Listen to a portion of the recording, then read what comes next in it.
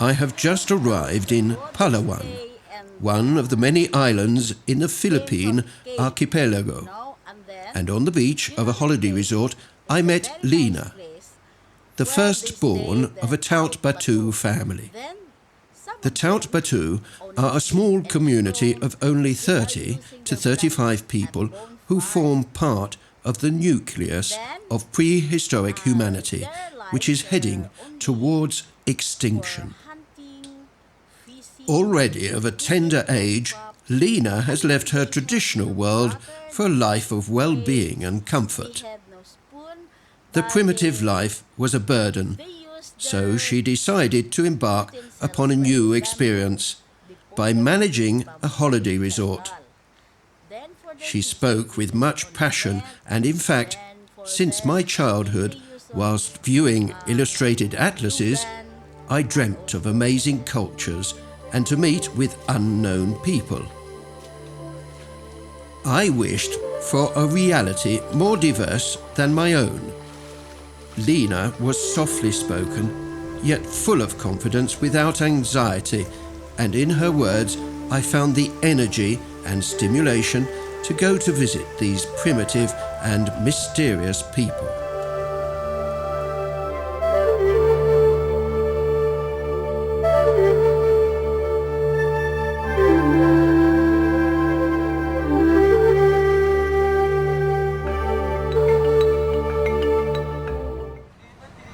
I carefully prepare my backpacks with a lump in my throat, even though Lena had just given me motivation for my departure. The journey to get closer to this small community of the caves begins very early in the morning. Now I am proceeding south on a dilapidated bus packed with people. In order to know who the Taut Batu are and where they live, it is necessary to push to the extreme south of the Palawan island and to follow a difficult route between the mountains.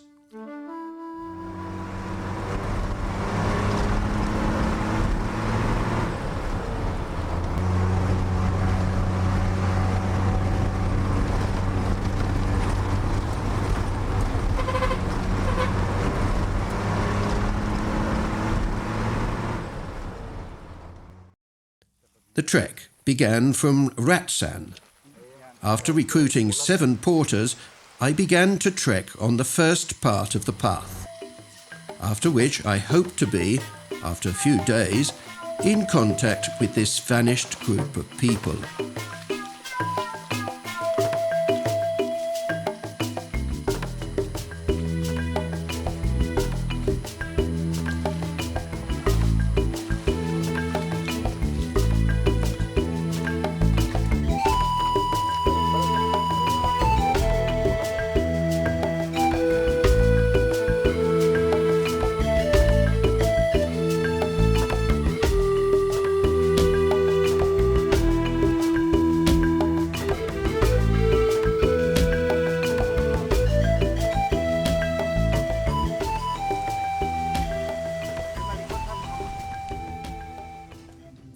Three days have passed since I left the holiday resort, and I already feel the vibes of the things around me that are in tune with nature.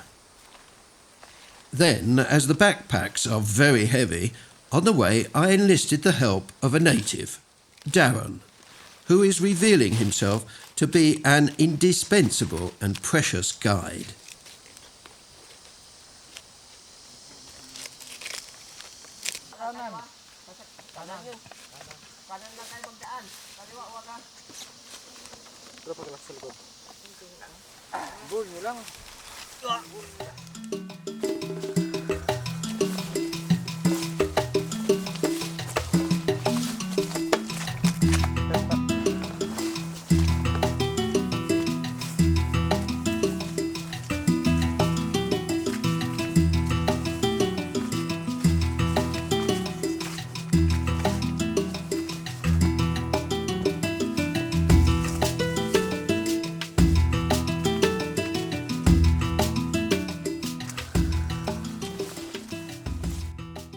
Nearly always in the afternoon, The horizon darkens and looks threatening. Every time, in expectation of rain, I wrap the video camera and luggage with nylon cloth for protection. Torrents of rain start to beat the forest and drench us. Heavy drops fall and the water enters everywhere.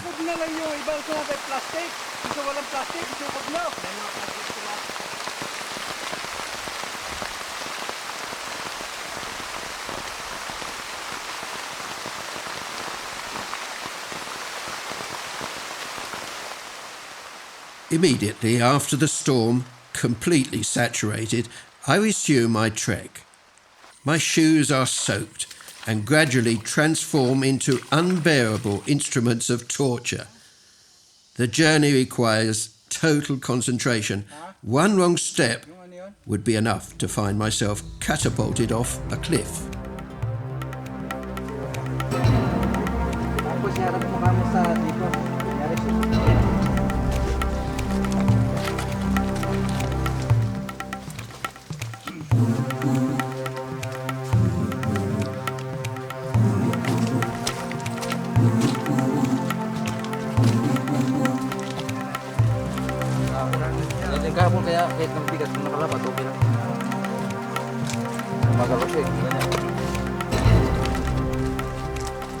When the slope becomes too steep, I begin to hobble, so I decide to make a stop for a rest.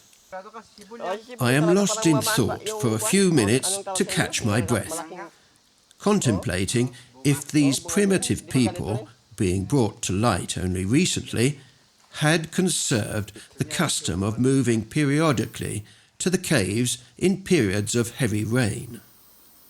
While I am immersed in thought, I realize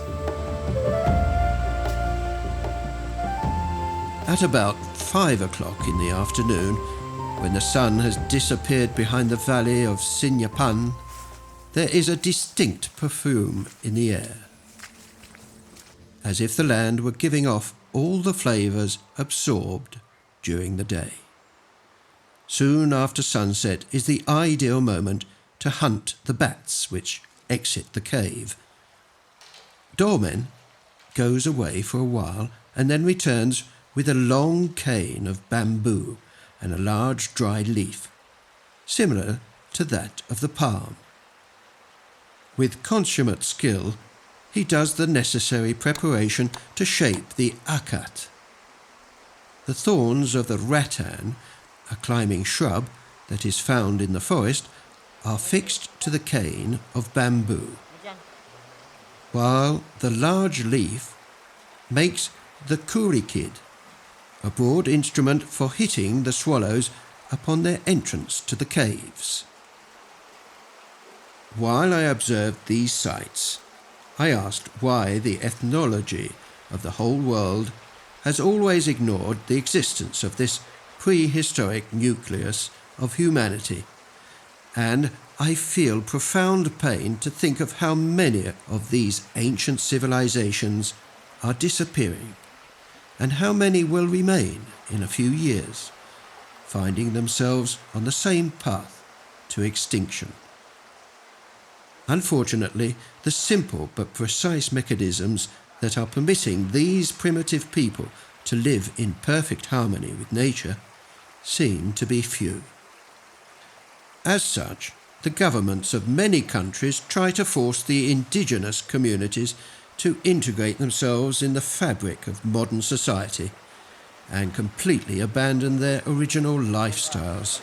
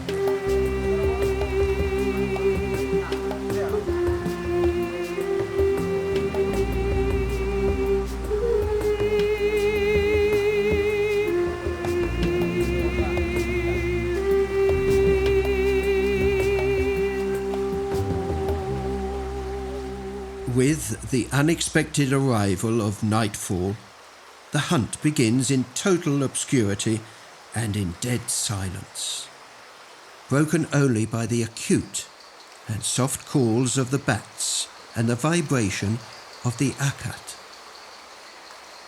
Doorman at the entrance of the cave occupies himself with birds that are entering to sleep, while his brother, Goran, beats the bamboo cane around, attempting to capture the bats that are exiting for the night.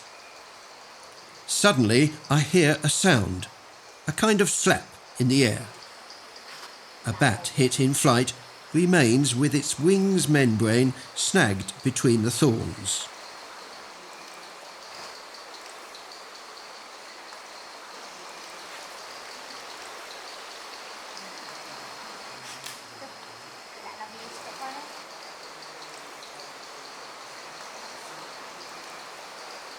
Suddenly I hear a sound, a kind of slap in the air.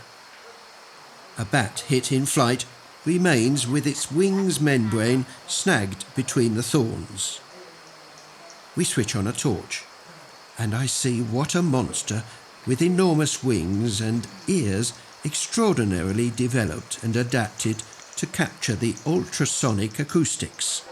Soon after, the unfortunate bat is killed with light finger pressure to the neck.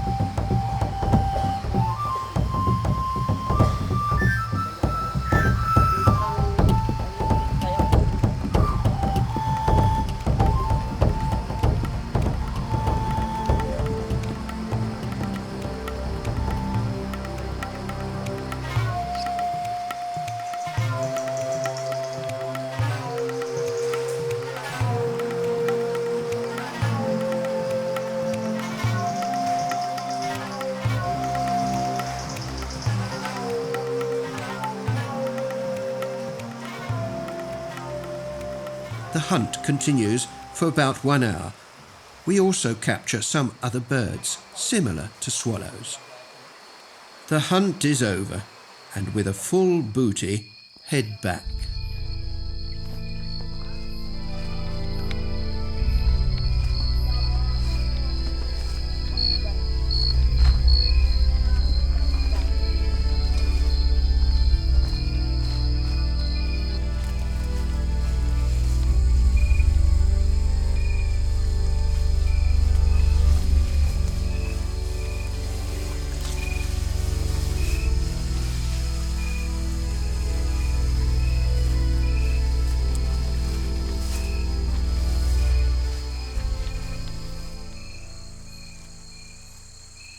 Removed of their wings, the prey is put directly onto a fire.